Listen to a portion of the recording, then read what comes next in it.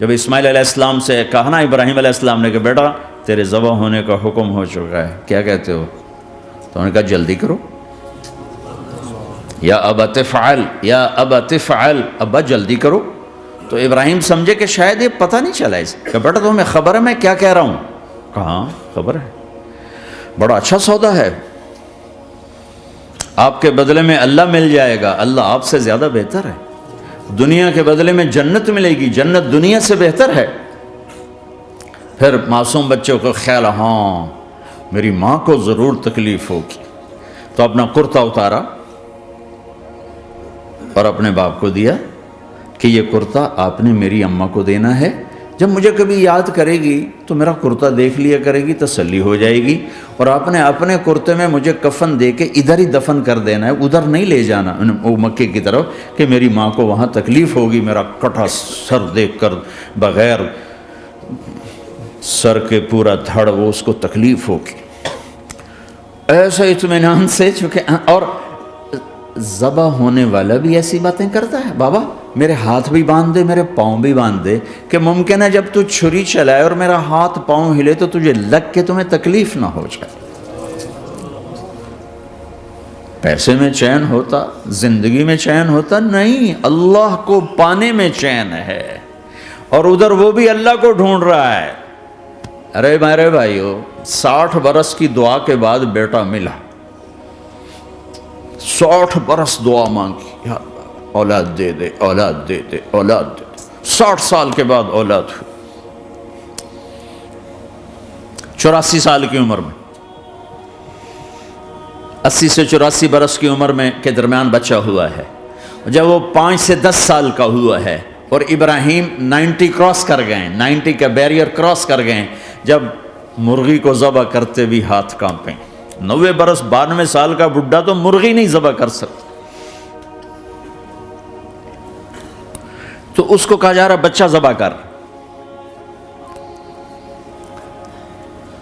مینا کے پہاڑ سختہ طاری ہے، ہوائیں تھم چکی ہے، سورج مدہوش ہو رہا ہے، آسمان کے فرشتے ٹکٹکی باندھ رہے ہیں اور ان کے سانس اٹک رہے ہیں کہ یہ کیا ہو رہا ہے، کیا یہ بوڑھا کر جائے گا، کیا یہ اپنے بچے پر چھری چلا جائے گا؟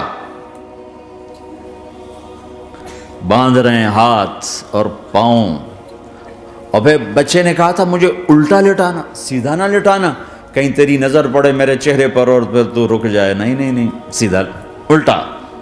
تلہ للجبین، اسماعیل کی وصیت کو قرآن نے بیان کیا، ماتھا ہے ان کے گھٹنے کو ان کی کمر پہ رکھا اور ایسے سر کے بال پکڑے، ایک ہاتھ میں چھری، ایک ہاتھ میں سر کے بال، اور یوں آسمان کو دیکھا، اور یوں تھوڑا سا اوپر اٹھایا نا تاکہ نیچے سے چھری چلائے۔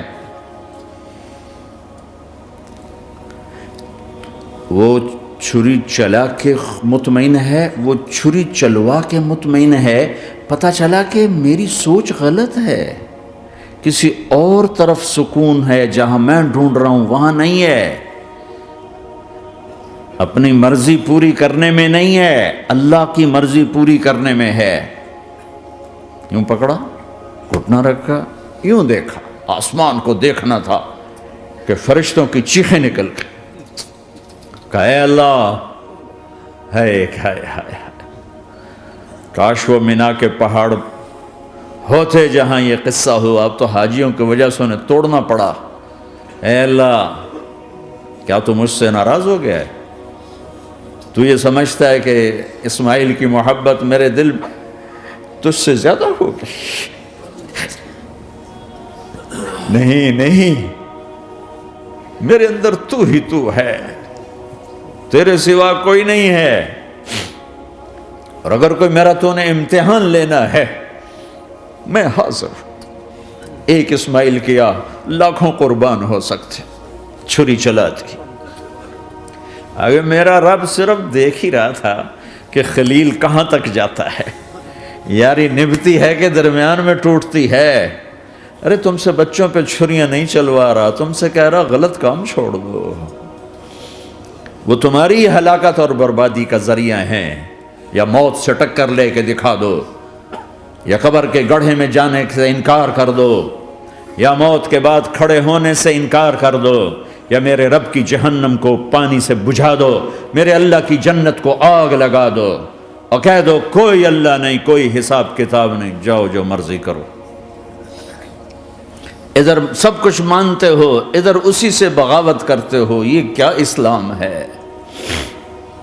یہ کیا زندگی ہے؟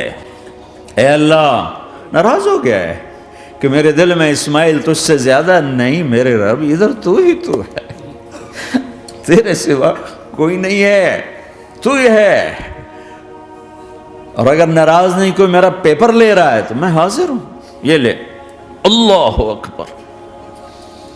جو چھری چلائی، ساتوں آسمان کے فرشتوں کی چیخیں نکل، 2 دفعہ آسمان کے فرشتے روئے ہیں، 2 دفعہ ساتوں آسمان کے فرشتے، ایک یہاں ابراہیم و اسماعیل کے اس قصے پر، اور پھر 4000 سال کے بعد جب میرے نبی کو طائف میں پتھر پڑے۔